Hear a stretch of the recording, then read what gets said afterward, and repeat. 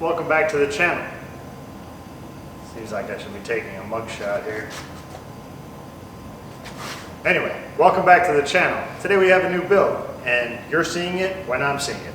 I've seen pictures, but I haven't actually seen the build. So let's look at it together. There's no trailer unloading here. You're seeing it when I see it.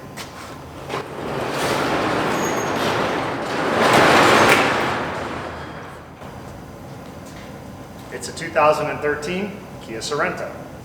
That was nice of them. They put it on charge. It's actually a 2012. Same thing.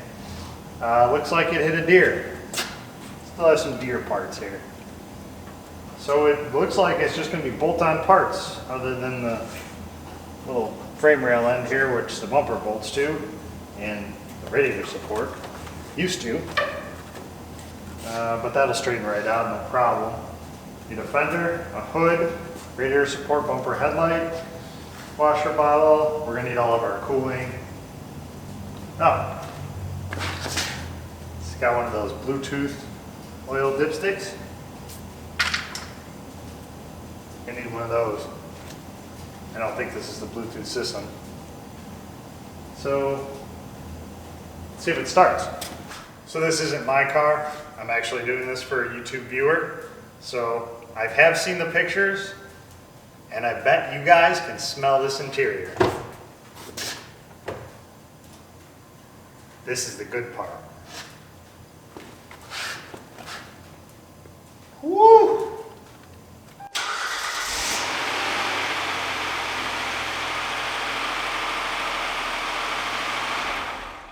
She nasty. So this is the not so good part. I assume whatever little monsters were in the back seat took a bite out of whatever food they had and just threw the rest of it across the car. It is a mess. And it smells exactly how you think it would. Horrible. Floor mats that don't belong in here. A lug wrench that doesn't belong to this car. There's going to be a lot of cleaning for the detail gnome. He's not going to be happy.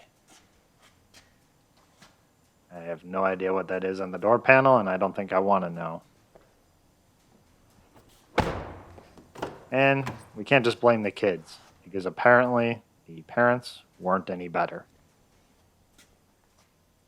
There's some cat food on the floor mat there. I can only assume that this used to be a shake at one time. More cat food. So it runs.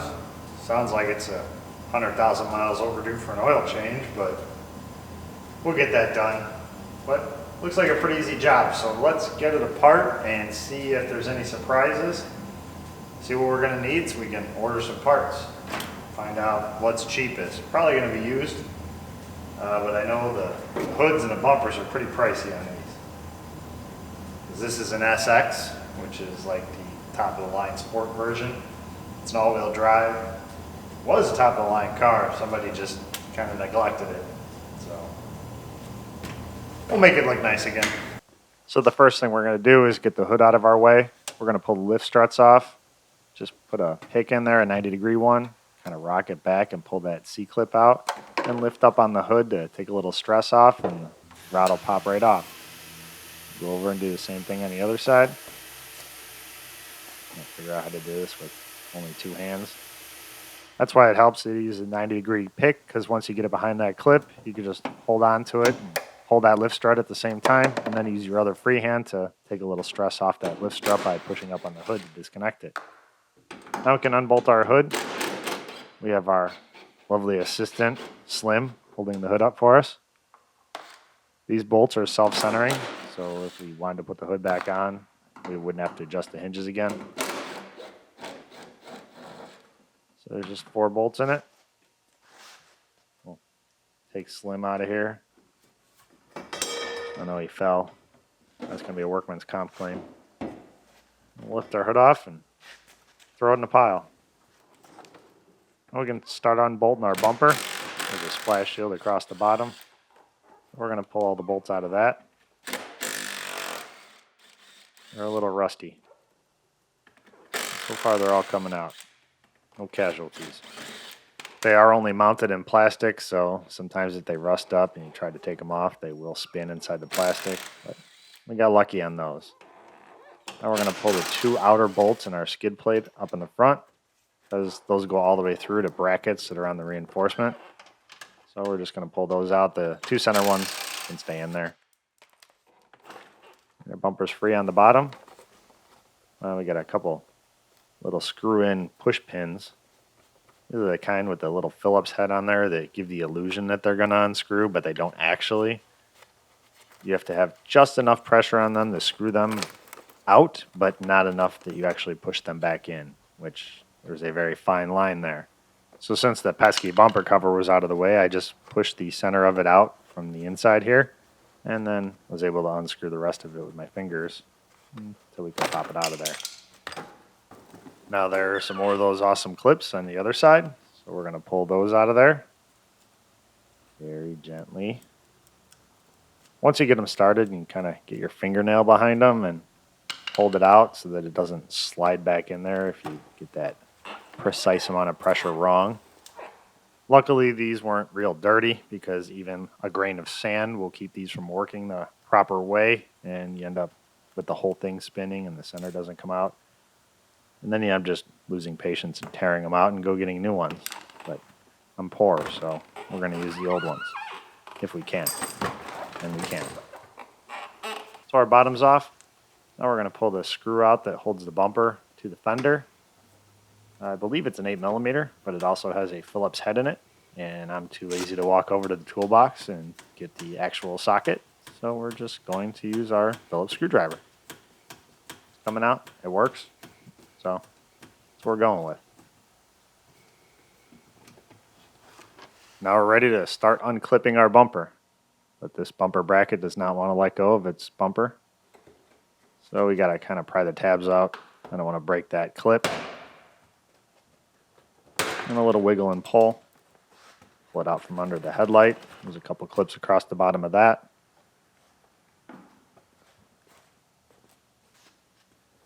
It is tucked behind the reinforcement, so we'll bring it up over there. And we'll try again on the headlight. These clips really like their bumper friend. They don't want to let them go.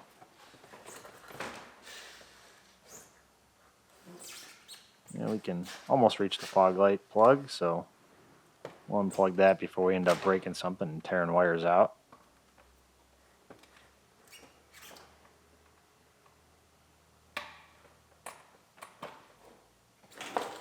And our bumper should be free. Oh, I forgot one bolt. It's holding the inner grill on. I thought the deer took that off for us, but guess not.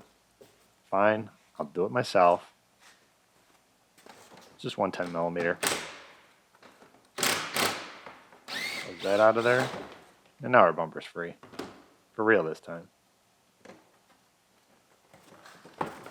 Take that over and toss it in the pile. We're going to need some parts off of it later. Now we can unbolt our headlight. One bolt down in the bottom. And 2 bolts across the top. We already reached in and unplugged it. So it should be ready to come out. Just a little wiggle and pull. Now we'll put that someplace safe. Now we can unbolt our bumper reinforcement. This actually does come off with the radiator support, but I'm taking it off in 2 different pieces because I don't want to disconnect the power steering cooler. Because I don't want to make a mess. I want to leave it drivable. So we'll take it off separately. These bolts also hold the radiator support on, but there is one bolt that holds the reinforcement to the radiator support. So that's the extra 2 bolts I'm taking out. That side's free. And now this side is. And we'll toss that in the pile. Then we can unbolt our power steering cooler. Since that was tucked behind the reinforcement, we had to take that off separately. Now we can start disconnecting our wiring harness. A couple little clips push in on each end, and they pop out. As long as you can get to the back side. since we can. They come out pretty easy. We can reuse them. And this one we're going to use the pry and pray method. Pry it out and pray we didn't break the clip so we can use it again. We can get to this one on the back side so we can save that one. Not sure if I'm going to need this harness, but we have to get this ground out of here anyway, so we're going to unbolt that. Put the bolt back in so I don't forget where it goes. I'm not sure when I'll be getting back to this car to put it back together, so I want to make sure I don't forget where all the parts went. So I'm going to put a lot of them back where I take them out of. Fasteners, parts, whatever. Keep disconnecting our wiring harness. We can unbolt the fender from our radiator support. Then we'll unbolt the radiator support from the top rail. A little tension on that. Now we can disconnect our hood cable. We'll pry it out of its little bracket. Then we'll separate the cable. It's meant to come apart right here so that you can easily take off the whole radiator support. And now we're going to disconnect that wiring harness that I started unplugging from the radiator support. We're just going to take the whole harness off with the radiator support, and if I need to, I'll change it later. If I get to use front end and it happens to be the same, I won't have to worry about messing with it later because there are a bunch of wires broken anyway. And unbolt the radiator support from the apron on the other side. And it's a little stuck in there in the pile. Then we can disconnect the overflow hose that goes from the top of the radiator back to the overflow bottle. It's just a rubber hose that goes to a little aluminum tube, back to a rubber hose, and into the overflow bottle. Kind of pull this thing out of here. It's kind of wedged in there. And it's not cooperating. So Big Bertha's going to help it out. It's out now. Now we can get to all that good stuff in there. Part of it's still wedged in there. I win.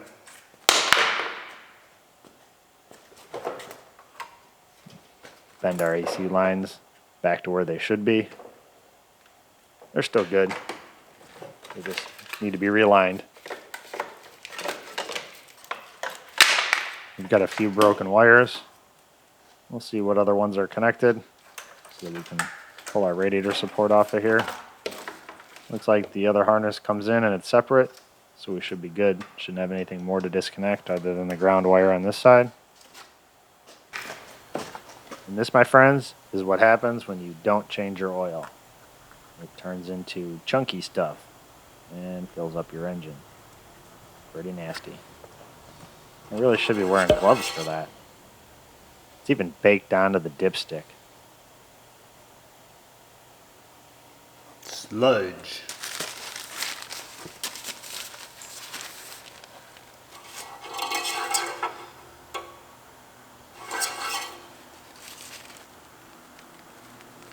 Well, that might cause our oil light and our ticking.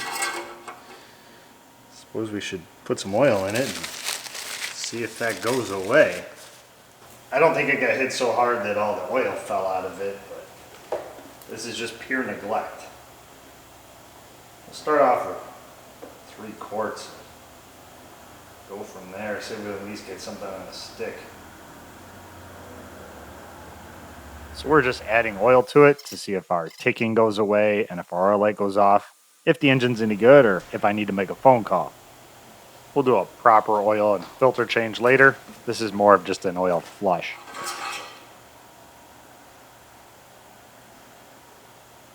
Hey, it's only about 2 quarts low. Yeah, maybe 1.5. 4.5 quarts low on oil. Okay. See if it sounds any better with oil.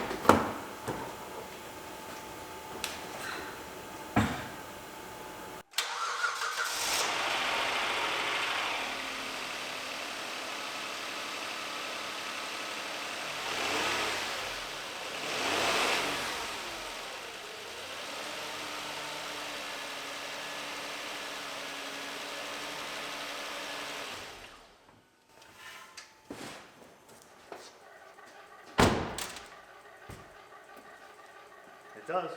So since the engine quieted down with just those 3 quarts oil, we'll top it off and fill it up. And then we'll just change the filter and call it an oil change. Actually, we're going to change all that again, and I'm sure that oil is going to be completely black in just the time we drive it around the shop before we finish it. Now we can unbolt our AC lines from our condenser. We don't have to discharge the AC system. The deer already did that for us. I'll tell you, the wildlife just has no concern for the environment. So this line's still a little bent. We're going to have to straighten it out a little bit just to get it to disconnect. We don't want to change that one. It goes all the way back behind the engine and the firewall. Put the nuts back on the condenser so we don't lose them. And we'll tighten them down or they will fall off.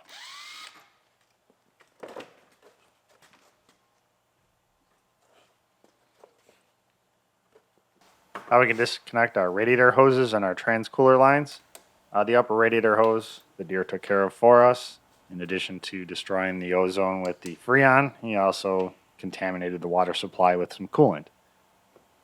So we don't have to worry about that. But the trans lines, we're going to pull the rubber hoses off. And then we're going to loop one onto the other. So we're going to take one hose off of the cooler side and one hose off the trans side.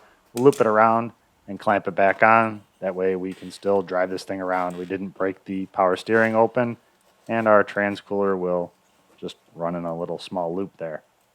So we can still drive it around if we need to. And we don't make a big mess. Because unlike the deer, I'm concerned with the environment. Now we'll get that lower radiator hose. Oh, I almost forgot. Yay, spring clamps. Twist it off of there. It mounts right on the thermostat housing. There's absolutely nothing in this radiator.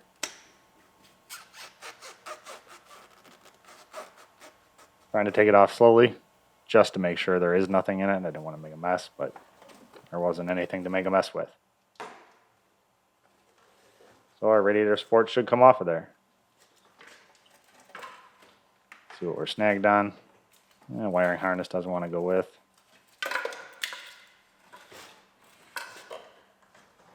And we forgot the ground wire over on the other side. So we'll get that now. If I can find my impact.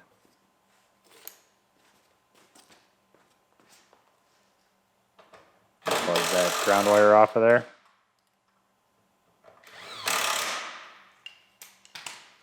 And now it should be ready to come off. For real this time.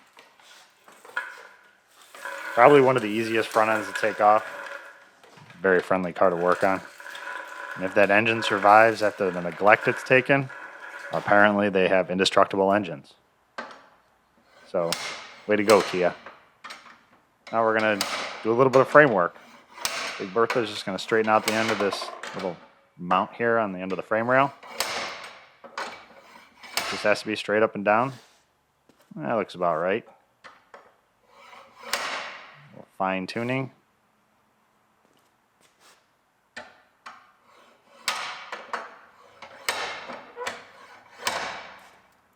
Perfect.